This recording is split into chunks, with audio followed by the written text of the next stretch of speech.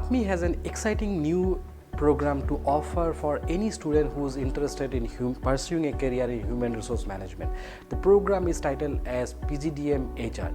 It's a unique program offered with a unique association with Society for Human Resource Management. The Society for Human Resource Management is one of the globally acknowledged body of HR professionals who has a tie-up with TAPMI in terms of developing the curriculum content for this program. So at the end of first year of this program, the students who are part of this program will become eligible to appear for an examination which is conducted by SHRM, and after clearing the examination, the students will be certified as SHRM CP, that is called as SHRM Certified Professional.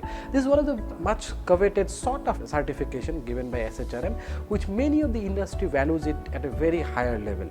The curriculum of this PGDM HR is developed in association with SHRM. They help TAPMI to develop a curriculum which is industry relevant, up to date, and it includes most of the recent trends that is happening in HR industry. So anybody who wish to pursue a career and wish to look for an exciting career in human resource management and to generate and to make a mark for themselves should surely join this program that is we are introducing this year. We call this program as PGDM for HR. The purpose of this program is to create strategic HR professionals who can help organization in their business growth.